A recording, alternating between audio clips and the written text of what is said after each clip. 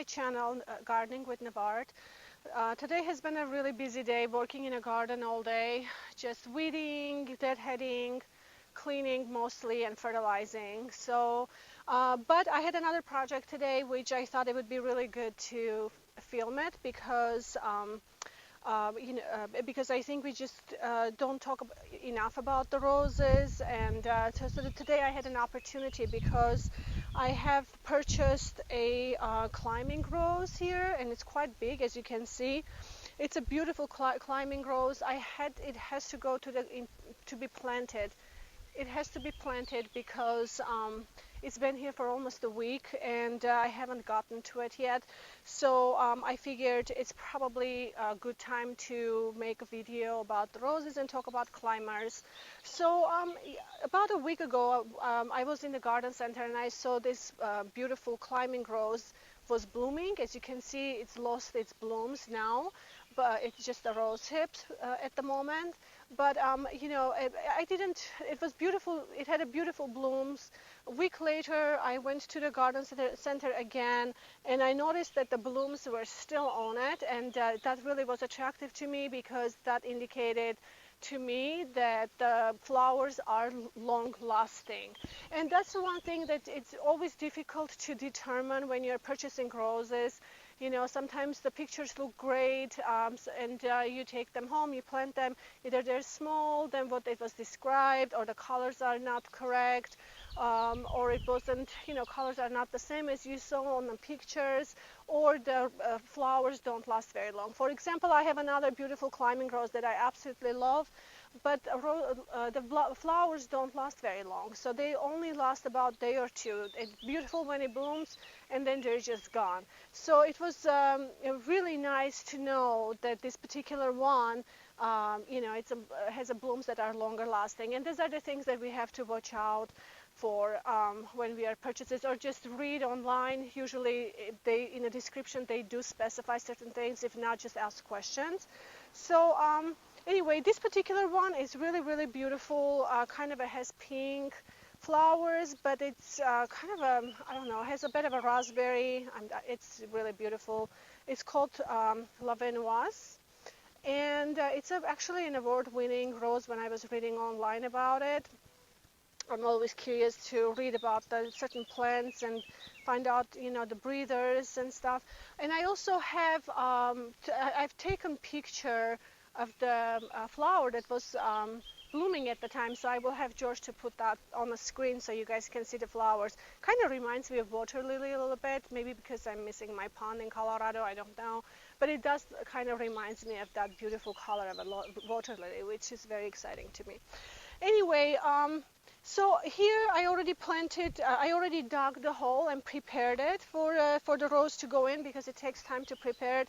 And I wanted to just kind of show you how I plant my rose, because so many different people do it so many different ways, and especially everybody has their own different locations, and everywhere is different with the soil type, etc. So for me, I have an alkaline soil, and it's a bit of a clay. It's not heavy clay, but it gets very compacted in the summertime. So if I'm planting something, I definitely have to mix properties to it, like a little bit of a sand, maybe garden compost to loosen the soil, to give my plants a good opportunity to go to their full potential. And so here we are. I already prepared the hole. So here I have garden compost, which I make myself here in my garden. And then I also have a soil which I dug out from where I'm going to plant the roses. But I also, as you can see in this soil, I can show you a little closer. This soil is so crumbly. As you can see, I mixed lots of compost with it and some sand to give a good drainage, and hopefully this will prevent the soil from getting compacted. Because when it does get compacted, it is really difficult. You have to water it a lot to actually soak into it, to loosen up, and that is kind of, I think it's puts the plant into the stress because they're trying to survive and get water while you're just trying to soak the ground, and it's just you can lose the plants that way. For example, in June we had lots of rain, and this is also, a good example to watch out for, because when you think you had rain, but and you don't need to water your plants, make sure to check the soil before you decide not to water it, because sometimes when we have rain, we think, oh, it's enough, but it's really not, and it maybe goes down just a little bit, and to gets the soil moist just a little bit, but not deep enough to help the roots. And so, for example, this my hybrid tea roses here in my formal rose garden, they did excellent in the beginning of the in the spring, but then we had rain, and I thought maybe they don't need as much water, but I was actually wrong. As you can see, they really struggled. They're still kind of trying to come back, but as you can see now, they're starting to have lots of buds, and they have new growth, which are very healthy, and that's what you need to look for. And so they're starting to come around, but it took a lots of doctoring to be able to bring them back. So this is something you really have to keep an eye on. Water is really essential. A lot of places I read, and some nurseries, they recommend, maybe watering the roses only 3 times a week. It doesn't work for me that way. I've tried. It would be nice, but I don't believe that it works for me personally, because they get too dry, and then they will not flower. If you want your roses to flower in the summertime, because when it's heat, they get under stress and they don't want to flower. So you have to kind of feed them and give them enough water. They will flower all season long, and that's what you want, because I'm planting these beautiful plants. I do want to see the flowers, throughout the season. So, for example, here, this one is a climbing rose as well. It's called Edith Piaf. I just planted this maybe a few weeks ago, and as you can see already, it has a beautiful shoots that's coming out, and they're going to form blooms on the ends, and you can see they're doing really good. Regular watering is, I think I would highly recommend.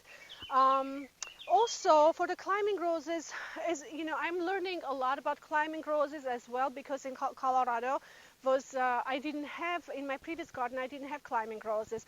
I did have one time, and they didn't really climb for me that well. It's very cold. Shrubby type roses are a lot of cold hardy. Large flowering roses are just not.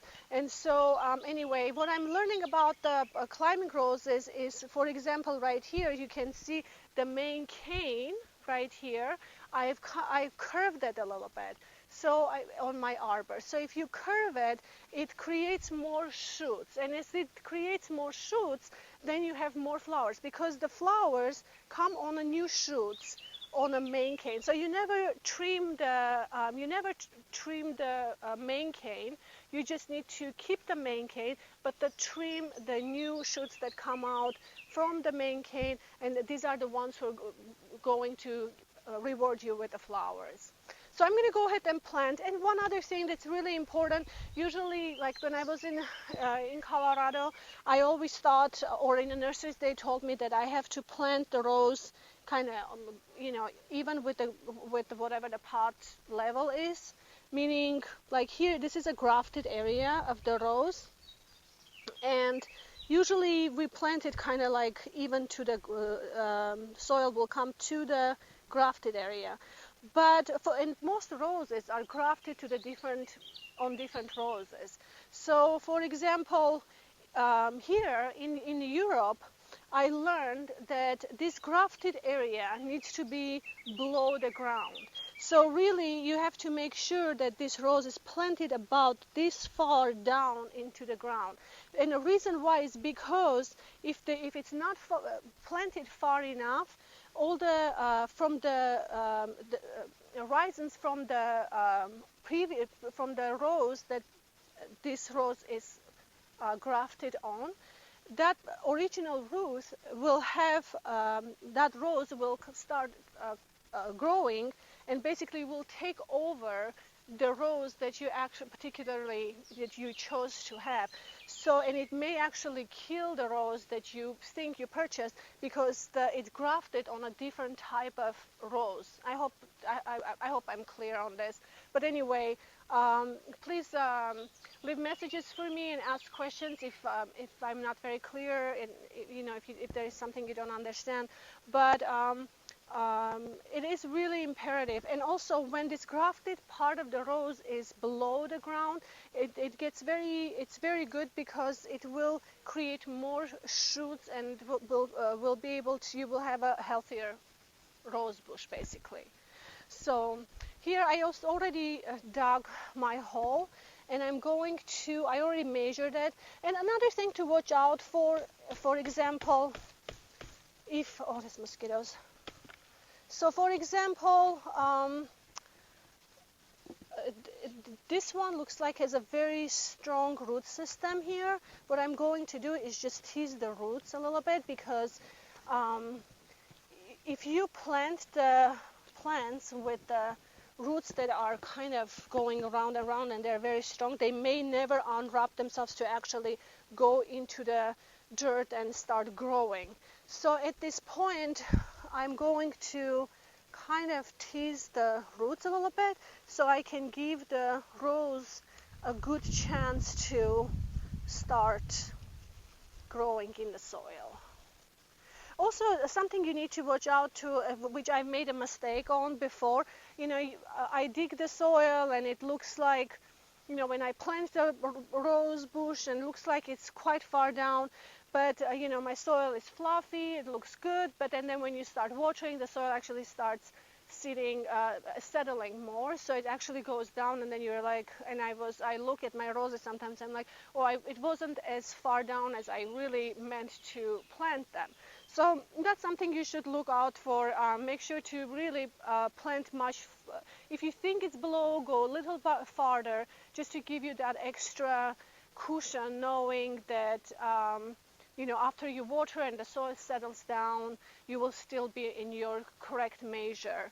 So, okay, so this looks good. Here I have organic dried manure. I purchased them here in Europe. I actually really like them. Friend of mine said that this is just the chicken manure, but they are organic, and it actually did really good with my other roses that I planted. They really like it. What I do, I usually, when I plant my roses, I sprinkle some into the hole to give them that good nutrients when I'm planting, and it works for me. I don't know if you guys tried it that way. There's some other ways to do it. There is biotone you can use to just help the roots to really take off, but I don't have that here, and I just really like using the manure just to start feeding the roots. So what I'm going to do is first going to sprinkle some of this into the soil, and make sure when you sprinkle your manure or whatever that you would use for your roses as a source of food, always make sure to really mix them with the soil. What you don't want is the rose roots to sit right on it, because it could burn the roots. So you have to be really careful on that. Mix them with the soil really well, so that way it will slowly release it. Here we go. So I mixed that really good. And now I'm ready to plant.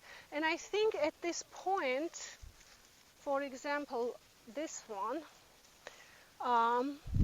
looks like there's no shoots on this side. And what I want this rose to do is to be closer to my trellis, because I want the rose to climb on this trellis. It's gonna go it will probably climb to 2.5 meters to 3 meters. So, and originally these trellises these arches that I placed here, I originally planted a clematis to climb on them, but I realized it was sunnier spot than I thought. At the time, clematis just really didn't handle that amount of afternoon sun. So this is a perfect area for the roses. I rescued the clematis and plant them somewhere else, but this one has been sitting empty for a while, actually both. So I found one rose for this guy, and then I'm going to plant another one here. So when you plant the climbing roses, or any climbers really, if you want to climb on the arches or trellises, etc., you need to be tipping a little bit. So I usually tip mine just a little bit, kind of like that, and plant them a little bit tipped. And that way, it's not straight coming this way, but it's a little more leaned, trying to climb over your arch. So here we go. I like this. I think this is really good. What I'm going to do though, I kind of like to take these bamboos out right away. So I need to go ahead and cut them.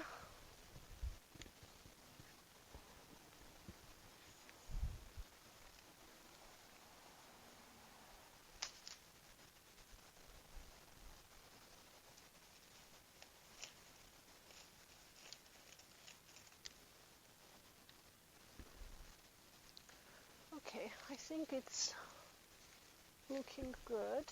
Looks like I can separate them. Here we go, and I love buying plants that has bamboos because I instantly have support that I always use for my other plants, which works really, really well for me. This one, it's not coming out good. I need to see what's happening. Okay.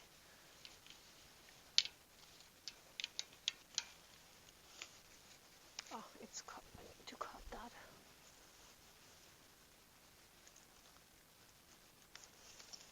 And it's really drying. It needs to go in the ground ASAP. Okay, so let's see, it looks really good. There's not much needs to be done at the moment, but just to go ahead and start. So this soil is also prepared already ahead of time. I'm going to basically just push it down into the hole. And not all the way yet. I'm going to just basically go like halfway to fill the hole. And then at this point, what I'm going to do is sprinkle just a little more my fertilizer for roses into the soil, just to give it richness and give enough food for the rose. So when you're planting anything really in the hot season, which is now, you have to make sure to really water them. So instead of me planting all the way and then watering when I'm finished, I'm actually going to fill the hole with the water because I need the rose to really absorb as much water as possible, to give them a good initial water to acclimate.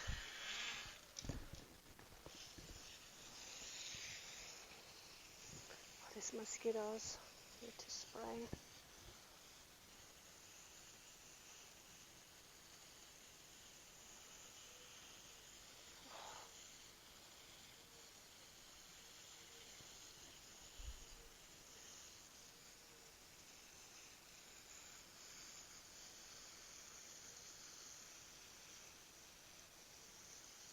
I think I need to go turn off the water really quick and be right back.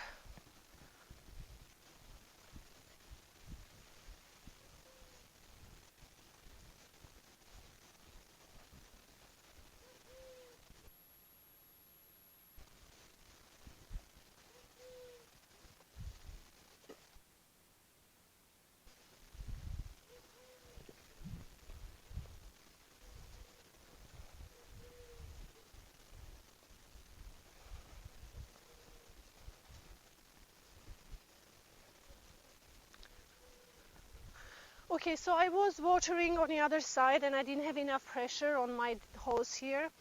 So I just went ahead and turned off the water. Now I have plenty of pressure here.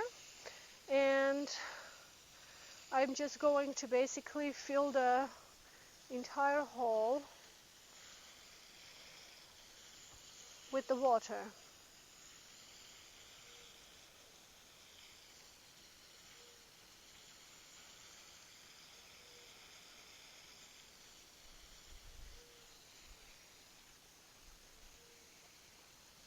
Need to turn on more, maybe.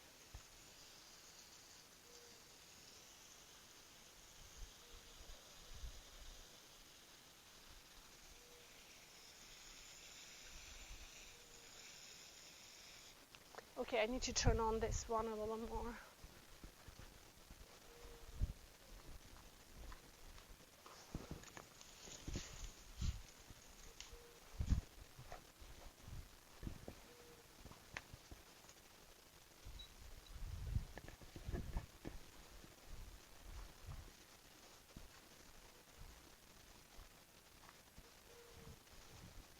Okay, we should be good now.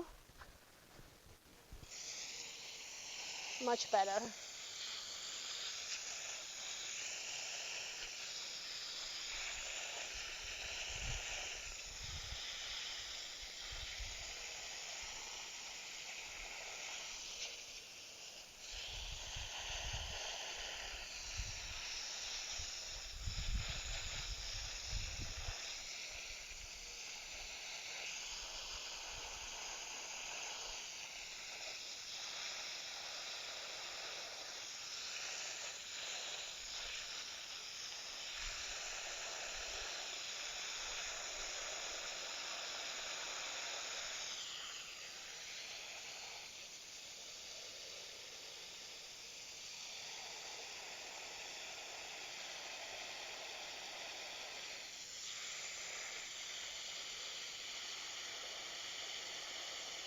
Okay, so now I have, maybe you can see, George, now I have filled the hole with the water, and I fill it as much as it kind of stops draining quickly. So basically, as I'm looking, water is actually filled up the entire hole. So at this point, there is enough water there for the roots to absorb, and then I'm going to start packing the rest of the soil into the root system. And as you can see, there is the grafted area. It's a little below the soil area, so hopefully it will be a little more down as I start filling.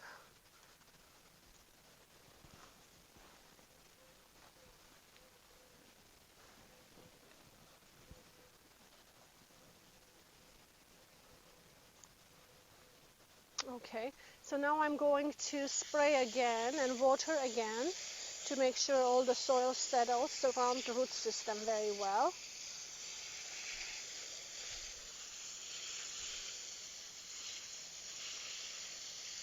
And there is no air pockets into the soil.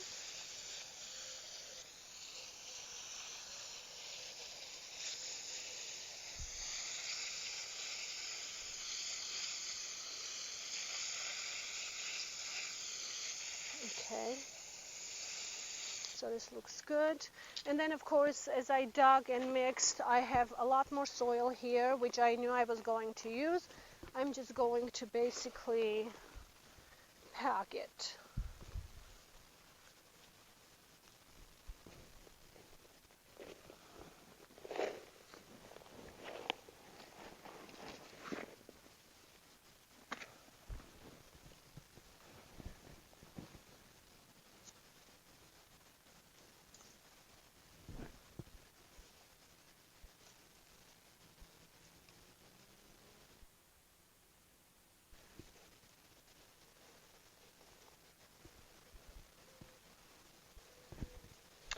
As you can see, the grafted part is below the soil, and that's what we want.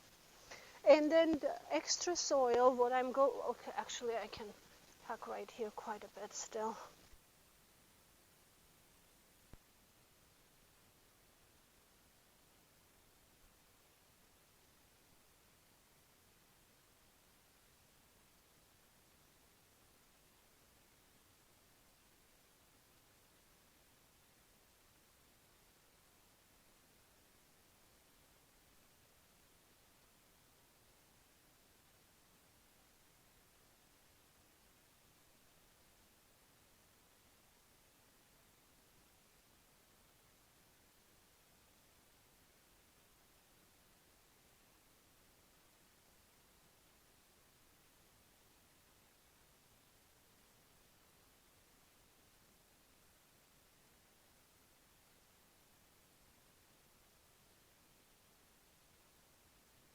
the water will not escape anywhere, but will go to the roots where we actually want them to, where we want the water to go to.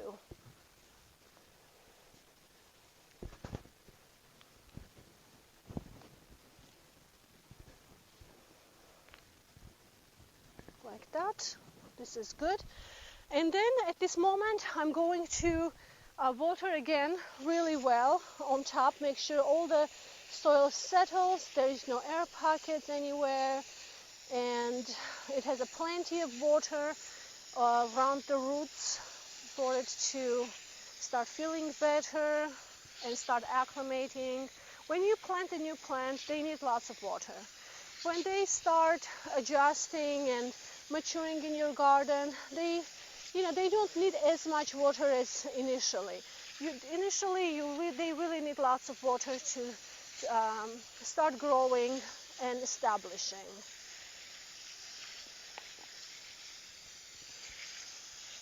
So here we go. So I've got that.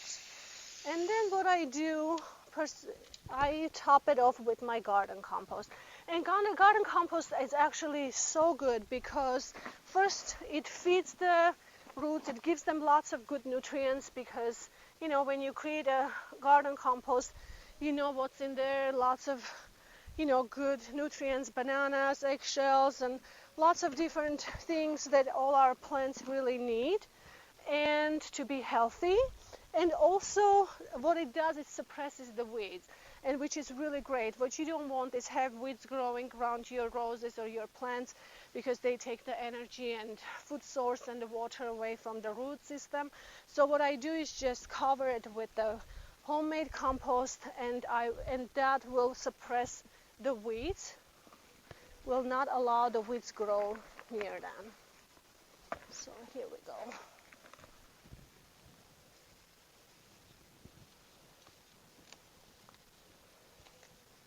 And then slowly the compost will be integrated into the soil and will feed the roots, and you just keep, pouring more compost. That will just stop the weeds from growing around it. Here we go. So this is how I plant my roses, and I planted them, all of my roses with the same way. I had really good luck with them. Make sure to deadhead your roses. For example, right here, I have, where did I put my cutter? Here we go. For example, right here, it stopped flowering. You have to make sure deadhead them, because if you don't deadhead them, they will not keep blooming. So, for example, right here, you always cut them right above the leaf, somewhere, anywhere you want. So I'm just going to cut right here. I will take the rose hips away, and the area where I just cut, it will start growing more, and so on and so on. And so just make sure that deadhead your roses, keep them cutting. And a lot of times you can see, like if you pull the bottom layer of the petals, if they're coming out, that means they're finished. You can just start trimming, because the more you trim and keep your rose trimmed, and they will keep blooming. So here we go, and this is all. And for the garden update today, I wanted to show you my rose that just started blooming. It looks so beautiful. This is the Isabel Otisier rose that I planted in my new flower bed. It was a bare root. In my previous videos, I showed you it was very tiny. You couldn't even see it. But today it was blooming, and it is so beautiful. I just wanted to make sure you guys see this beautiful rose, and look how small it is. I mean, it will supposed to get about 1 meter high, but you can see it's how gorgeous. It smells amazing, has a beautiful scent, and it has kind of a, I don't know, apricot centers. Absolutely love it. So anyway, you guys, this is all for today's video. Thank you so much for watching. Again, if you have any questions, please don't hesitate to comment and ask. And please don't forget to subscribe to my videos if you like them. And have a wonderful week. Happy gardening, and I'll see you next time. Bye-bye.